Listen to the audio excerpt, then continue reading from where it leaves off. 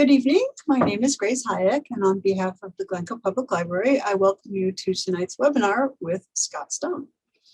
This program is being presented in partnership with Glencoe's Sustainability Task Force. Thank you to Linda Lynn and Barney Gallagher for their work on making this program possible. All right, now let me tell you a little bit about tonight's presenter, Glencoe's own Scott Stone, from just up the street. He is the founder and chief executive officer of Lookfar Conservation.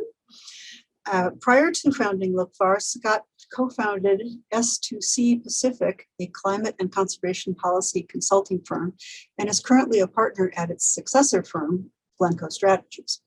He also practiced environmental law at Hunton Andrews Kurth in Washington, D.C., served as the director of global environmental initiatives for nContext, and worked as a policy analyst for the Institute for Governance and Sustainable Development. Earlier in his career, Scott worked as a journalist for daily newspapers, led backcountry expeditions in the Canadian Rockies, conducted policy research for a women's rights group in Nepal, taught ecology for an outdoor education program in Maine, and was a volunteer park ranger in Badlands National Park in South Dakota. Scott served on the Board of Trustees, currently serves on the Board of Trustees of the National Park Trust and the Technology Advisory Board of Fair Trade Certified. Scott is a graduate of Northwestern University and Washington University School of Law. He lives here in Glencoe with his wife, Julia, their two children, and the family dog, Gus. Scott, thank you so much for being here tonight, and you can go ahead at any time. Okay, thanks, Grace. Let me share my screen here. Let's see if we can get this to work. All right. And okay, there we go. Well, thanks, Grace, and thanks to everyone for joining this session. Special thanks to the Glencoe Sustainability Task Force, particularly Helen Latham, for inviting me. It's a real pleasure to be here. Tonight, I'm going to share with you some of the work of Lookfar Conservation that we're doing in the field of biodiversity protection in far-flung corners of the world. Lookfar, as Grace mentioned, is a nonprofit I founded about 5 years ago, whose mission is to help small nonprofits with biodiversity conservation, ecological restoration, and regenerative agriculture projects in Latin America, Sub-Saharan Africa, Southeast Asia, and elsewhere. I also will share a little bit about work closer to home with our national parks and other public lands as part of my work with the National Park Trust, where I serve on the Board of Trustees. And next year will succeed one of my longtime mentors and friends, Bill Brownell, with whom I practiced law at Hunton and Williams for many years as board chair. So there's a lot to share and a lot I can say. To make this manageable, I'm going to focus on just 6 examples, 6 short stories. And then I would hope to have a discussion to the extent folks have questions or other things on their mind that they'd like to raise. I'll start briefly with Lookfar itself. We're a 501c3 nonprofit organization. We grew up alongside of a Dutch charitable foundation known as DOB Ecology. DOB Ecology, with Lookfar's help, has built a portfolio of more than 15 forest and wetland conservation and restoration projects in Latin America and Sub-Saharan Africa. We advised DOB Ecology on its initial strategy, designed its due diligence protocols, scouted a great number of small frontline nonprofit organizations, helped design many of the projects and programs it funds, and have been on call as various problems and other challenges have arisen. From all this work grew our own strategy, which is up on the screen in front of you, and breaks down into 4 areas of focus: project design and development, data technologies, sustainable finance, and storytelling. Key to our strategy is our network of small conservation groups. We believe that these smaller organizations, ones with close ties to the landscapes and the communities in which they work, do the best and the most enduring conservation work, balancing often competing social, economic, and environmental interests into a durable whole. And in these 6 examples we're about to discuss, I think you'll see how this all plays out. So we're going to start with the Mata Atlantica, the Atlantic forest. This is one of the most biodiverse and most imperiled forests in the world. It traces the eastern coastline of Brazil, south to Argentina. Around 70% of Brazil's population live in this region, including megacities, Rio de Janeiro, Sao Paulo. And as a result, less than 7% of the Atlantic forest, a forest whose biodiversity rivals, if not exceeds, that of the Amazon, remains intact. One of the challenges in conservation is how to protect an area that is extremely biodiverse, just like the Amazon, but nowhere near as remote or untouched. You can't just rope off some large area. For one, it would never get and certainly wouldn't maintain political support. For another, it isn't very practical, much less effective. For even a large area, would eventually become an island. And islands are not good when it comes to biodiversity. Many species need to roam vast distances. Still others require highly specialized and niche environments in order to survive. Plus, temperatures are rising. And I'm not talking about models here, but hard data showing year-on-year increases in average temperatures. And in correlation, species migrating upland, sometimes as much as several hundred meters, in search of cooler temperatures. So even an ideal island today is not likely to be all that ideal tomorrow. What's needed instead are connections. What's needed are corridors. There are a lot of surviving fragments of the Atlantic forest. We need to protect what's left. The way to do that is to build corridors that connect those fragments to one another, and then seek to restore and regenerate much of what's been lost. Now, in the tropics, often one of the best ways to restore a forest is to just clear an area and let it regenerate naturally. It is amazing how fast things can grow back in those temperatures. What might take 25 years here can happen in less than 5 down there. Even so, it's often necessary to plant trees. And I know tree planting is all the rage right now, but it is not quite as simple as it might look. For one, you need trees. For that, you need seeds. And not just any seeds, but you need seeds for dozens, sometimes hundreds of different species of trees. You need to know how each seed germinates. You need to know when each seedling's ready to plant. And that's highly specialized knowledge, made only more complex by the extraordinary levels of biodiversity in the tropics. As one example, in another locale we'll visit shortly, in a 1-hectare plot in the Ecuadorian Chocó, there were 340 trees counted, 314 of which were different species. So fortunately, there's people like Maria Coelho de Fonseca Machado Mores, who's pictured here. Maria and her husband are farmers. Her husband has been making cheese from the milk from their 3 cows and earning the family around $5,000 per year. One day, Maria heard about a conservation effort with a local conservation group, one of our partners down there, that has a Portuguese name that translates to the Association of the Golden Lion Tamarin, AMLD, it goes by. Needed a diverse array of seedlings for a corridor project where they wanted to connect to surviving fragments of the forest. So she went into the forest near her own farm and, drawing on knowledge, passed down through generations. This wasn't something she looked up or Googled or had to go and research. She gathered seeds, dozens of different types of seeds, and began growing seedlings on her farm. Today, she sells around 25,000 seedlings per year. This generates around $15,000 for her and her family in income, 3 times what her husband was making selling his cheese. When we were there in 2016, she had just laid a ceramic tile floor in her home. Before the seedlings business and before the local conservation groups that gave that business life, the floor had been dirt. Now, if you'd like to learn a little more about the Atlantic forest and our work there, Lookfar earlier this year launched a podcast. We were helped by our intern, another Glencoe resident, Alex Aronson, who's now a student at Santa Clara University.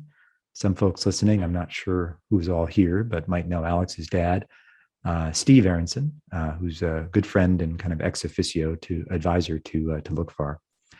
And on our podcast earlier this year, we had Nicholas Locke, another group in the Atlantic forest, another Portuguese name that translates roughly to the ecological reserve of the Guapichu Valley. And you can hear Nicholas and talk about his extraordinary conservation and restoration work. If you listen to podcasts, you just can go to whatever platform it is, Spotify, Apple, Google, search Lookfar, and you'll find it.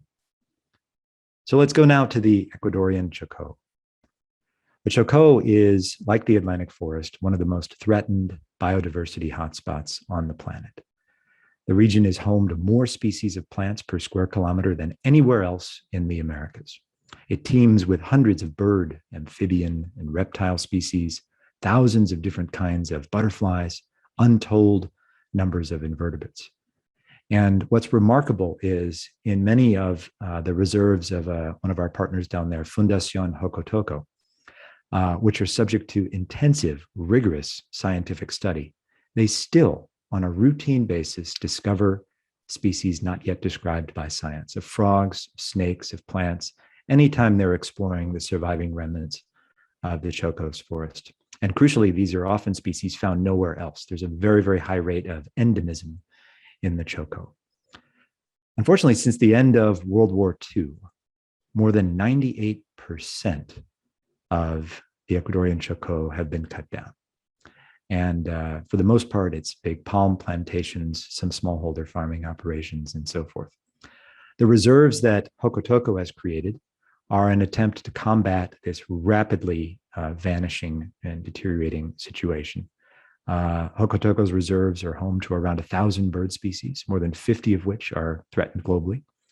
At least 200 species of rare and endangered amphibians and reptiles, a wide range of rare and endangered mammals like the spectacled bear, mountain tapir, white-lipped peccary, harpy eagle, brown-headed spider monkey, and of course the jaguar. Deforestation is a major, major challenge. If you direct your attention to the lower right of the screen, logging trucks like this start rumbling along the road outside Hocotoco's Cananday Reserve in the Esmeraldas province at around 4 a.m. And they continue about every hour, sometimes a little more frequently, until just before sundown, every day. I took this photo in 2017, in January. I was just back to Cananday last month and saw that nothing had changed. Saw trucks like this rumbling along, just like 4 years ago, every morning, 4 a.m. until sundown. The Chocó is rapidly approaching an extinction cliff. One estimate is if another 1,000 square kilometers is logged, a number of scientific assessments suggest that around 1/3 of the region's species would be extinct. And at current deforestation rates, this might very well be just a few years away. So as with the Atlantic forest, the goal here is to protect what remains, create connecting corridors among surviving remnants, and restore and regenerate much of what's been lost. These are both of our partner organizations down in the Ecuadorian Chocó with whom we work with and try and help. Jerry Toth, there on the left, is a Winnetka kid. And much to my surprise, let me go back here for a minute. If you look in the upper right, that is the global headquarters of the Third Millennium Alliance in the Hamaquaque Reserve, which they created themselves in the Manabi province along the coast. It's an open air bamboo structure, really nothing like it, and a great place to stay if you want to get a feel for what it's like to spend the night in the forest. And when I was out there scouting projects, I did not expect to find a kid from Winnetka living there, to say the least. But Jerry's really done heroic, innovative, and exciting work in a very challenging environment. And then on the right, Martin Schaefer is the CEO of Fundación Hocotoco, much larger organization, and really does some of the best work in conservation that I have seen anywhere in the world. And both are great, and both are going to be back on the podcast in the next couple of weeks. You should check us out on Instagram at Lookfar Conservation. And on our podcast, we'll be sharing a lot of stuff that we picked up when we had our first bit of field work since the pandemic in Ecuador last month. So let me switch gears here, talk a little bit about science. Good science undergirds every serious conservation effort. And by good science, I mean understanding of cause and effect, knowing what the problems are and why the interventions undertaken by a conservation project represent solutions. Nothing's random, nothing's based on wishful thinking. Instead, it's grounded in data. And if you care about data, this is a very, very good time to be alive. Networks of satellites provide relatively high resolution imagery of every corner of the globe. Every individual tree can be geotagged and tracked by GPS. Drones can map hard to reach areas and correlate with satellite imagery to track minute changes in land use over time. And maybe most importantly, we are living in an era in which the public is gaining access to tech platforms like Restore, capable of integrating and visualizing huge amounts of data into intelligible, actionable interfaces that can provide invaluable guidance as we decide where to work, what to do, how best to do it. Restore is one of those platforms built on the earth science coming out of the Crowther Lab at ETH Zurich, one of the world's premier research institutions. Lookfar helped create the Crowther Lab in conjunction with DOB Ecology and remains an advisor to them in their work. And Restore was an offshoot of the lab's science as a way to make it practical and applied and useful to frontline conservation efforts around the world. Restore is, to me, a sort of peerless ecological restoration resource that puts the best that science and technology have to offer into the hands of people working at intensely local scales. Knowledge replaces guesswork, analytics guides decisions, high-resolution mapping reveals successes, lets you troubleshoot problems, and above all, restoration methodologies, usually predicated on wait and see, can be replaced by data-driven approaches grounded in cause and effect. And what Restore does for projects can be matched, if not exceeded, by what it can do to draw out and guide the funding streams needed to drive restoration efforts, capable of mitigating the Earth's warming climate and vanishing biodiversity. This is something that can operate at a truly global scale. Even if individual projects are tiny, it can integrate across hundreds, thousands, tens of thousands of millions of projects worldwide. This validates the impact of ecological restoration and can give confidence to donors that Restore-enabled projects can deliver on their potential.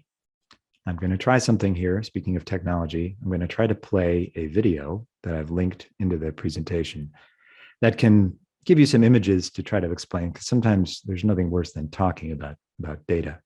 So let's see, it's just a minute long. Let's see if this works.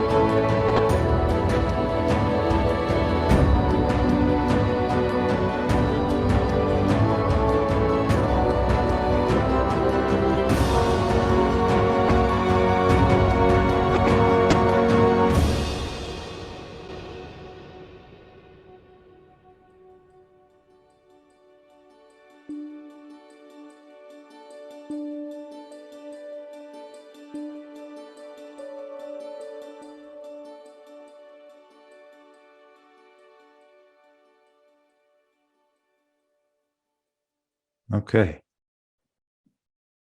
And Also joining us on the podcast is Restore's CEO, Clara Rowe, who has her work cut out for her, doing an absolutely extraordinary job.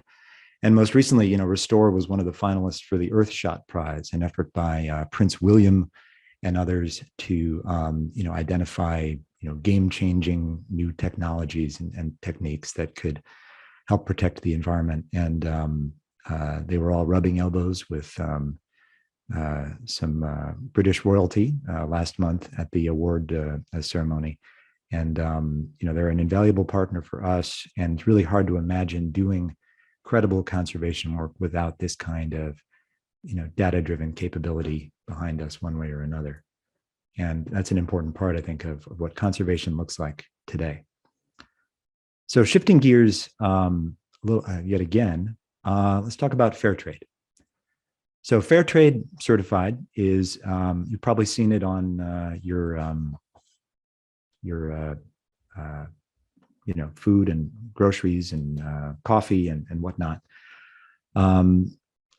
It's a standardization system that empowers farmers, factory workers, and fishermen to improve their livelihoods, safeguard their health, protect their environment.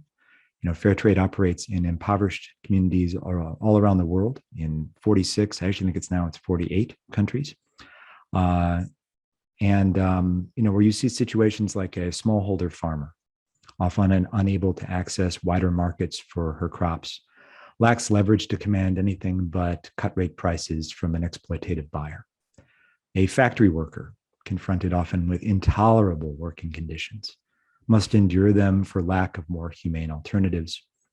Fishermen grappling with markets as inscrutable and as merciless as the open sea, draws unsustainably on fisheries that flourished for centuries, but now might not last the decade. So fair trade exists to give the farmer, the factory worker, the fisherman, all desperate to improve their lots, the chance to do so on their own terms by learning how to grow crops, make goods, and catch fish in ways that are humane, equitable, responsible, sustainable. Meeting fair trade standards means earning a small but significant premium on those crops, goods, and fish, which make their way all the way back to the original producers. And the premium is more than just a little extra money in their pockets. Fair trade premium means, a dirt floor shack becomes a wood floor home. A safe bus ride instead of a dangerous walk can mean a child's education, can mean a grandparent's medicine. It means new tools, new skills, cleaner water, cleaner air, more trees, less trash. It means knowledge, resilience, independence, dignity. And since its founding in 1998, fair trade has generated more than $750 million in premiums.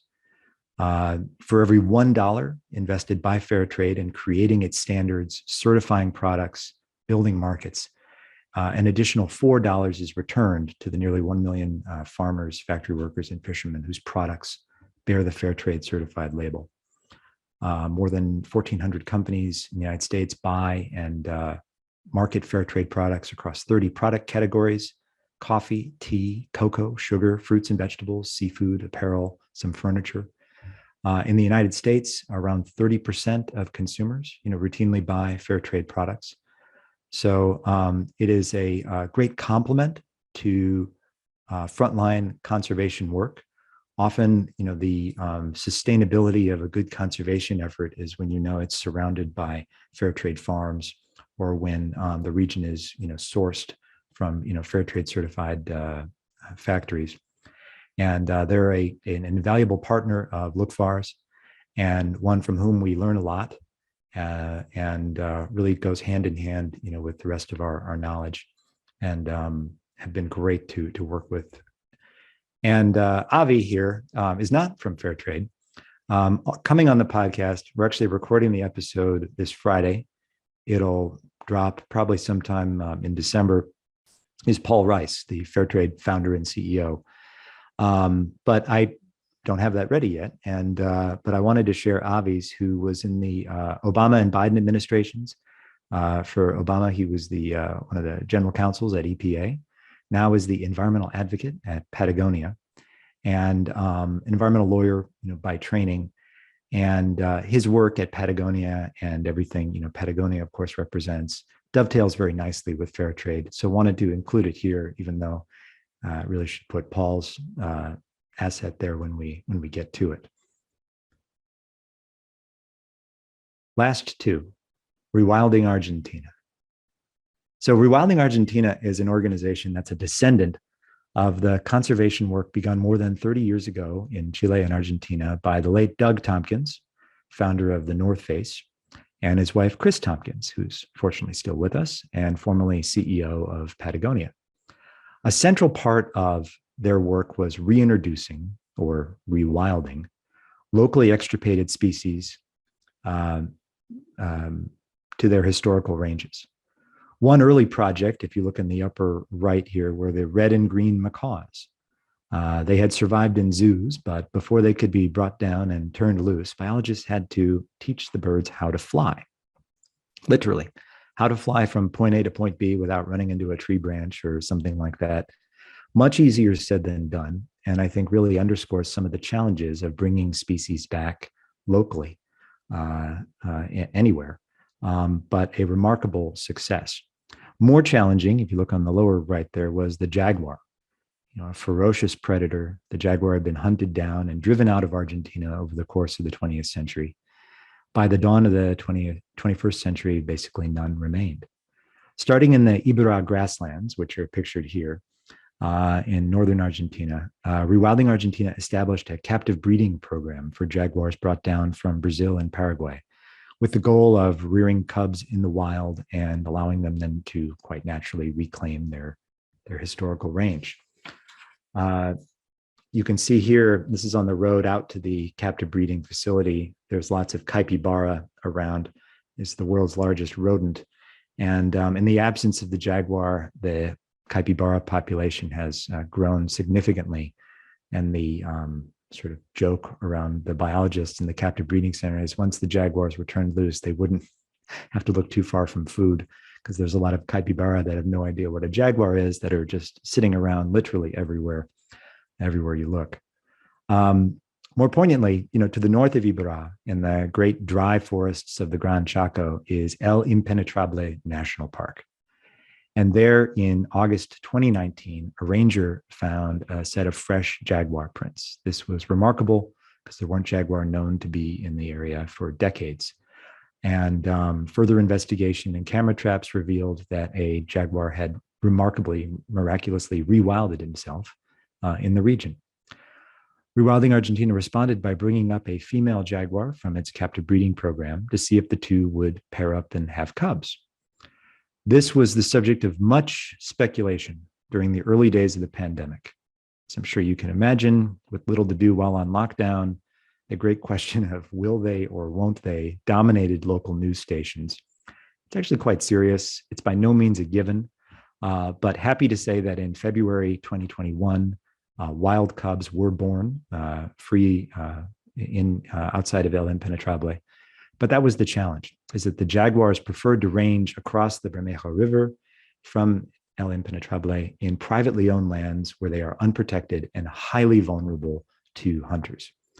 Rewilding Argentina is now engaged in a race against time to raise the funds to acquire private lands across the river, much of which are for sale, and to protect and then annex to the park in order to ensure that jaguar habitat is not compromised. The beneficiaries are not just jaguars either. I mean, there are giant anteaters, guanacos, pampas deer, armadillos, white-lipped peccaries, tapirs, maned wolves, more than 330 species of birds, more than 60 species of reptiles, more than 40 amphibians, all abound in the region. And in an area in the Gran Chaco where around, common theme here, around 80% of its original forests are gone. So the park remains an important refuge, but has to track habitat and be connected to other habitats, including down in Ibera eventually, in order for it to be truly sustainable. I was very pleased to have Chris Tompkins herself on one of the early episodes of the podcast. She's great. And then more recently, Luli Macera, who is a terrific representative. I feel like we'll all be working for Luli one day. and provide some great insight into more of their work and what they're doing. They're a valued partner of Lookfar. We help them mostly on the fundraising side and love working with them. And then finally, wanted to shift a little more closer to home, to the National Park Trust. So, I'm on the board, so I guess I'm biased, but I am on the board for a reason. And that's because I think the National Park Trust is one of the very best US-based conservation nonprofits around. It's a small organization. We're only around 5 million or so in size, but it works nationally and punches well above its weight. The Park Trust, focuses on three main areas. One is that it acquires private lands inside and alongside national parks before they can be developed commercially, and then eventually conveys them to the national park itself, literally growing the size of our parks each year. These are properties that, for all kinds of reasons, the National Park Trust cannot move to acquire on its own. It's complicated when the government's a buyer. And a lot of times, these properties can't wait. And so the Park Trust, in partnership with the Park Service, intervenes and makes the purchase. The Park Trust has completed more than 60 land projects over the past 2 decades, benefiting 48 national parks across the country. The Park Trust also connects underprivileged children to nearby national parks and other outdoor areas through its Buddy Bison School program and Kids to Parks Day school grants program. More than 300 schools and 20,000 kids nationwide who might otherwise never see a national park get to spend an entire year within the Buddy Bison curriculum, which features trips, but also other work in math and science and arts grounded in national parks. Kids to Parks Day is annually recognized by a resolution by Congress as a national event. It's the third Saturday of May of each year. Draws more than 1 million families to parks in all 50 states. It's basically a public awareness campaign aimed at building an appreciation for the outdoors in our national parks among kids and sometimes their parents. And then finally, the Park Trust honors leadership that supports our parks. The Bruce F. Vento Public Service Award is given each year to a member of Congress who has championed parks issues. This has been done on a bipartisan basis for the past 20 years.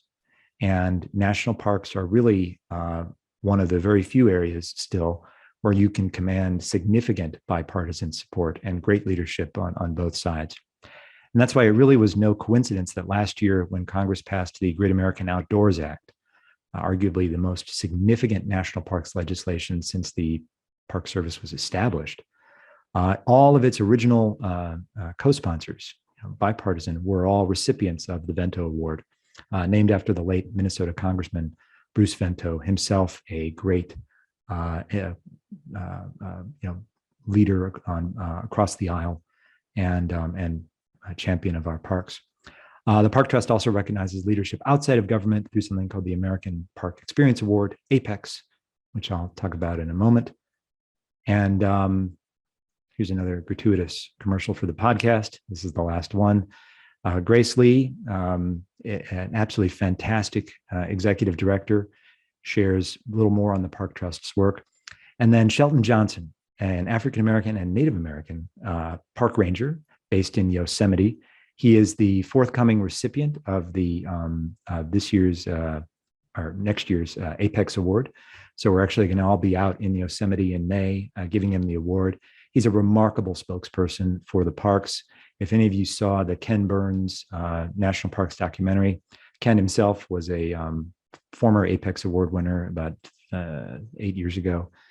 And Shelton is featured prominently in that. He was great at bringing Oprah and Gail on their first camping trip at Yosemite. That was all because of Shelton. And he talks a little bit about that on the podcast episode. And is a lot of fun to connect with. So to wind down, and would love to then see if there are any questions or other things to discuss. I'll just say this in closing, that no serious person would question the peril facing the Earth's wild places. There's no doubt about the many challenges and complexities conservationists grapple with. But even though there's a need to explain the problem, that isn't sufficient by itself to speak in stark terms about some grim future awaiting us if nothing's done. For often enough, I think, and our experience has been that a single instance of success in one corner of the world can spark similar solutions elsewhere. Smaller organizations operating locally on the front lines tend to light upon the most effective ways to tackle conservation challenges in their communities. Few of these successes happen at scale, but they can be replicated many times over at intensely local levels, blending common standards, best practices, with new insights and specific adaptations precisely tuned to the unique characteristics of a region. We think at Lookfar, these are stories worth telling to illuminate the work of those unknown, unheralded groups, heroically accomplishing so much with so little, and in so doing, inspiring others to do the same. We think there's an enormous amount of light in the world, that sometimes the best ideas are found by looking at what's working, not by what's wrong. And so, what we try and do is, find these local conservation groups making uncommon progress in their communities, connect them to our network, forge ambitious new projects and partnerships, help them get funding, and then tell their stories so that others can draw inspiration from their remarkable examples. This is why our motto is look far and light the way. So that's it. Thank you very much. And and you know what, Grace? Yeah. I forgot the second video. It's only a minute long. Oh, let's do that. All right, let me try and exit the screen share here. I'm sorry, everybody. Okay, remember the jaguars, hopefully? This was a little video that we helped create to help Rewilding Argentina in its fundraising efforts earlier this year. And it, far better than I could do, I think tells the story of what's going on in Impenetrable and the jaguars. So here we go.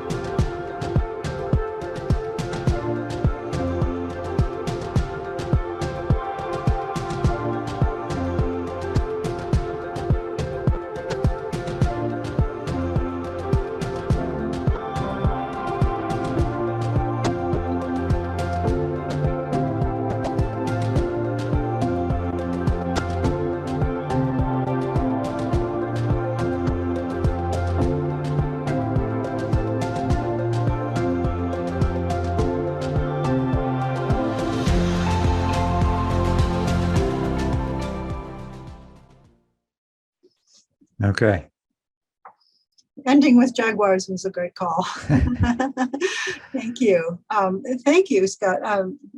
Gosh, in this time of sort of generalized gloom and doom, you're really a voice of hope, and it was wonderful to hear.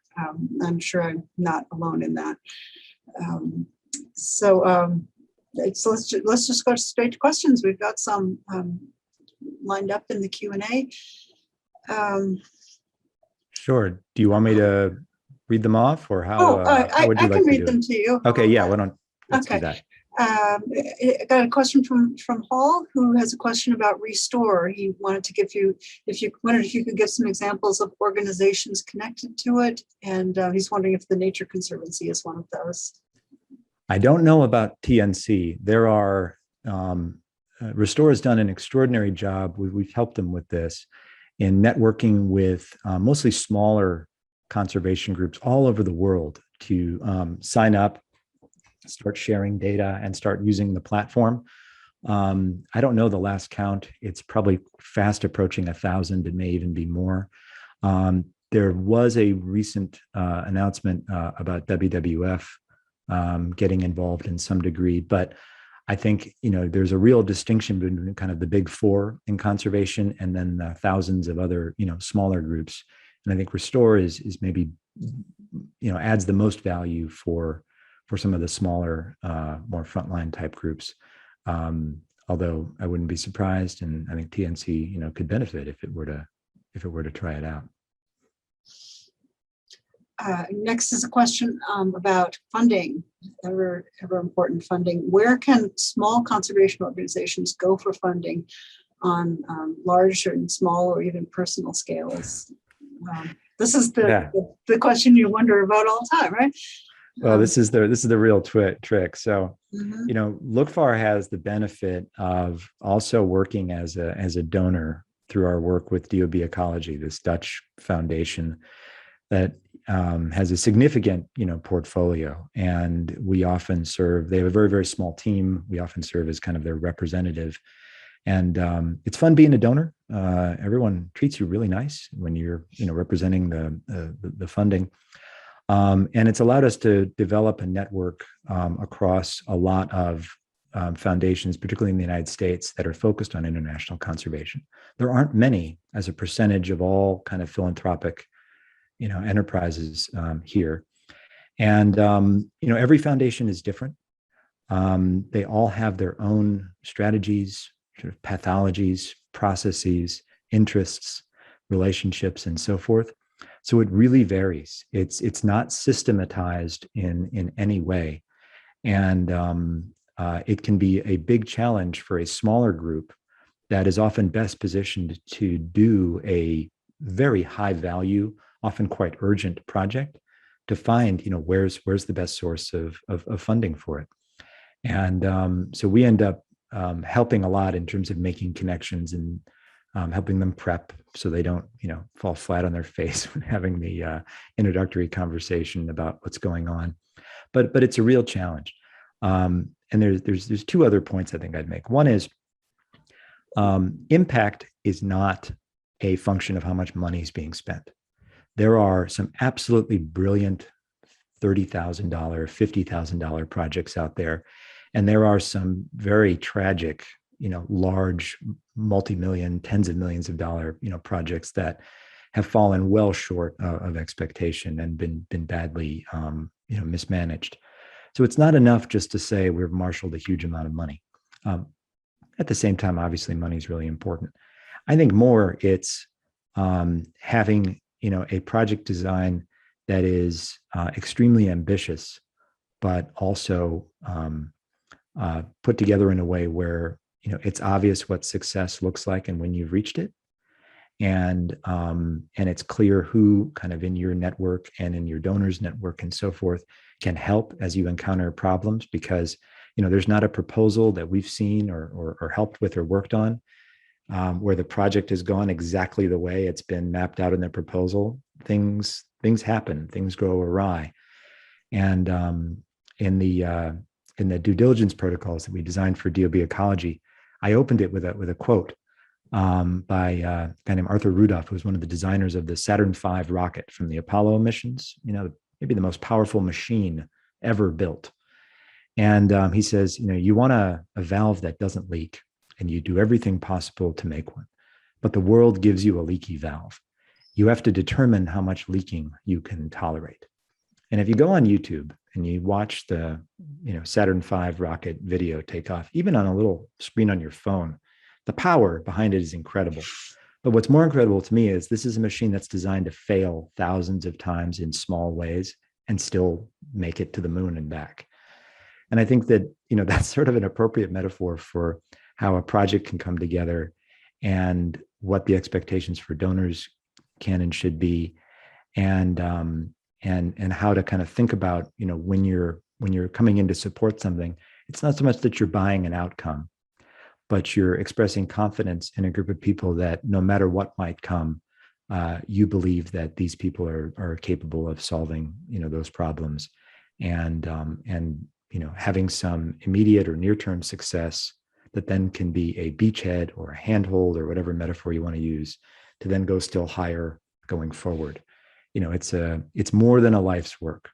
And as Wes Jackson, founder of the Land Institute, says, if your life's work is something you can accomplish in your lifetime, you're not being ambitious enough. So Thank you. Uh, here's a question about your partnerships. Heidi wants to know, how do these small grassroots organizations find Lookfar, or do you go and find them, or is it a combination of the two? It's a little of both. I mean, it's a question of networking, and it's rarely, what I like about it is how little Google matters. This isn't sort of like finding a plumber or an electrician or something like that, but it's much more driven by relationships. I've had a long career in environmental issues in Washington, D.C., in San Francisco, internationally through the UN climate negotiations and Montreal Protocol, stratospheric ozone negotiations, and so forth. All those networks conspire to reveal, opportunities, people, and organizations. And then, field work is a big part of it. It really was no fun being grounded for the past 18 plus months. Getting back to Ecuador most recently was fantastic because, the people we meet there, we probably made 7 or 8 new contacts just, from people we know to people we don't know, just from that. And that, I think, kind of organic growth really helps in terms of, getting the, expanding your reach and finding out who else is out there and what they're doing, learning from one another, and seeing how you might be able to help. Thank you. Someone else asks something more specifically about can the new planting of food crops be mixed with sustainable forest recapture? I'm not sure what that means, but you might know what that means. Well, I'm going to answer it in a way that I think would be good. I wanted to talk about in this presentation, but I couldn't figure out a way to shoehorn it in. Excellent. And that relates to regenerative agriculture and particularly agroforestry. So, you like in the Ecuadorian Choco, if you want to establish, a significant corridor, oftentimes it's just not possible to acquire land, set it aside. There's too much need for it. But Third Millennium Alliance, Jerry Toth's organization in particular, there are others, but is experimenting with an innovative program that revolves around something called payments for ecosystem services, where basically they provide technical support and financial assistance to smallholder farmers that are farming in a very conventional type of way, where they're cutting everything down, oftentimes burning the grass, dousing it with Roundup and Lord knows what else, and growing crops for market in soils that are, increasingly loose and depleted and vulnerable to erosion and whatnot. What they're doing is then trying to convert those farmers to a system where they plant trees and then grow shade crops like cacao, coffee, banana, turmeric, all kinds of other things that are shade tolerant, with trees above them that then extend the tree cover and can allow for, canopy migration of different species, can buffer protected areas, can help with the microbial and fungal health of soils, and also generate, this is tricky and sometimes a little controversial, but also generate additional revenue streams through the carbon that it sequesters. And one sort of way to fund, sort of agroforestry, community agroforestry, is to accredit the carbon that's being sequestered by the trees you're planting, and then selling those credits and generating, another revenue stream, which in some cases for these farmers, where they're making, anywhere from $70 to $350 a month, tripling their income while they're doing this, which is a lot when you're living at that kind of scale. So the regenerative ag is something that at Lookfar we're increasingly seeing. There's conservation, there's restoration, and then there's regeneration, and that they all really have to work in concert, I think, to be effective across anything at sort of approaching a landscape scale, where you have to be sensitive to and integrate social and economic needs, as well as whatever your environmental priorities might be. Thank you. All right, two more questions. One is from Paulina, and she asks, can you speak about the work around private and public sector partnerships that provide incentives to all parties? So fair trade is kind of writ large a public-private type of partnership in terms of leveraging, market forces and the buying power of businesses to pursue social and environmental aims. In other respects, you have to kind of go country by country. Like in Brazil, it's not really clear you want too much public sector involvement in some of the project work there, given the current outlook and temperament at the national level. Although Brazil, like the United States, is a federal system, and there can be great leadership and other opportunities at the state level. Rio de Janeiro state, for example, has done some good things with Regoa, one of our partners in the Atlantic Forest. So, outside of the United States, you kind of it depends on who's involved on the public side. I spent earlier part of my career working a lot at sort of, in international climate negotiations, with governments and with big international organizations and big companies and big law firms and all that. And I think there's a role for that, for those actors, but often felt like, the best way to make, tangible gains is to, refocus very locally and think about local government and local organizations and do things kind of at a human scale. Because I think sometimes the nature of politics is such that it's just not reliable if you've got a really important problem to solve, to be so exposed to what can be changes in political winds and political proclivities that can really mess you up if you get caught, in the wrong place at the wrong time. The number of variables that your work deals with is staggering. Thank you. Okay, I said too prematurely that we had just one more question, and we have a couple more in. So if you have time, there's interest in a few more things here. Okay, an anonymous person says, are national or provincial governments helpful or obstructive or somewhere in between in the countries where these small organizations operate? This is related to what you were just talking about. I think the answer is yes. Yes. Thank you. Yeah. You answered that one already. And another person asks, how can you raise awareness of these small organizations of their work among local citizens and farmers in the targeted restoration areas? Do they buy into restoration concepts, or are they politically sensitive ideas, or both? So this is where, like with Lookfar, we often can be very helpful to these smaller groups that can be brilliant on the ground within their communities, but can really struggle, for example, to figure out stuff outside of their own communities. We often are a gap filler in that regard. And but what is key though is that you have to, I think, be very mindful of how being from the United States, you can be perceived when you drop into a region. Lookfar is a pretty small shoestring type operation, and yet we can seem rich and powerful and authoritative just by our presence sometimes, which is not always really or ever all that helpful.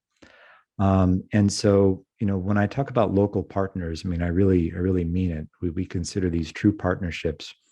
I often consider myself, the junior partner, and learning far more than I'm teaching in those situations. And what I found is this, that like with land purchase is tricky. There are times when land purchase can be a really good idea from a conservation standpoint. There are times when it can be quite insensitive and obtuse when you think about, in these very poor regions facing all these other challenges. Maybe that's not all that helpful. The other thing too is,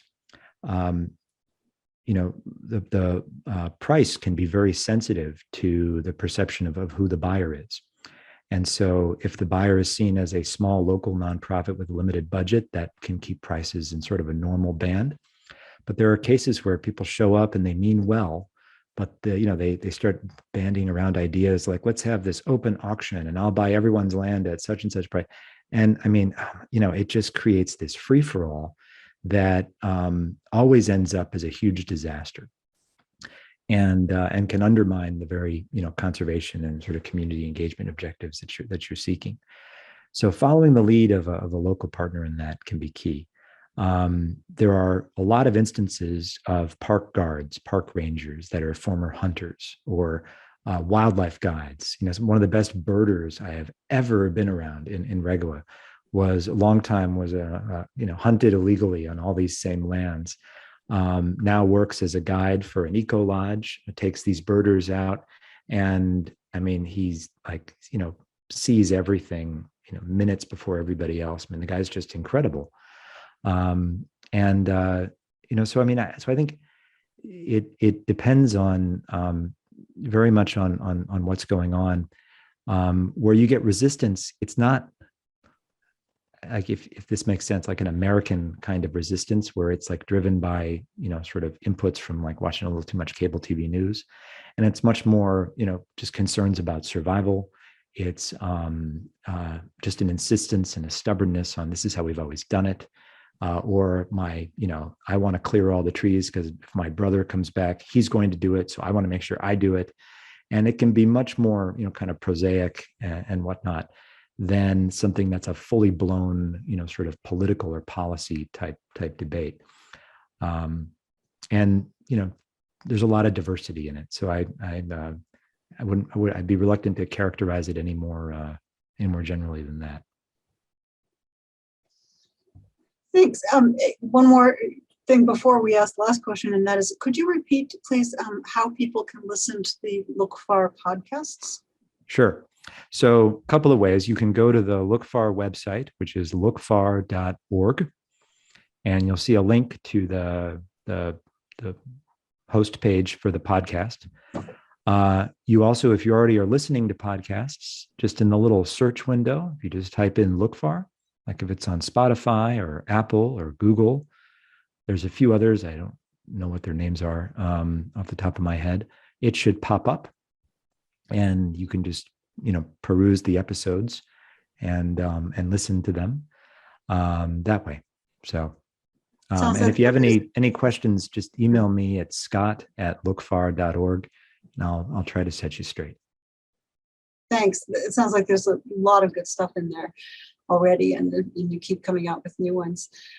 Finally, last question from Hall again.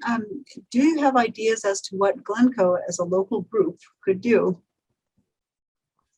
Well, Hall, I think you might be more qualified to answer that question than me. But since this is a one-way street here with these answers, I would encourage the Village of Glencoe, the Sustainability Task Force, to keep talking about that. I think that I'm not unmindful of the fact that I live in Glencoe, but my work is very much not in Glencoe, and it really makes me think about, like I coach soccer for my kids. I try to be involved in some ways, but it really begs, I think, a vitally important question, which is what can we do locally, and it's something I'd love to engage more on and think more about. I think the work of the Sustainability Task Force has been great. One of our Lookfar colleagues, I'll just mention, as some of you know, is Elsabe Shumaplenik, who was the former head of the task force before leaving us and moving to Paris. And I was pretty bummed when I heard that, but talked her into helping us out at Lookfar, which she's most ably doing. And it's great to be able to stay in touch with her. And I don't have any sort of specific things, but I think being mindful, looking for opportunities, being energized on it is important. And then I think if an idea or opportunity, were to materialize, I'd say go for it and give it a try. That's maybe the best way to proceed there. All right. Well, thank you so much, Scott Stone, for your important, inspiring work, for sharing some of that with us. Thank you also to the Sustainability Task Force, particularly Helen Latham. And we'll say good night now, but thanks very much. Thanks, everybody. Good night.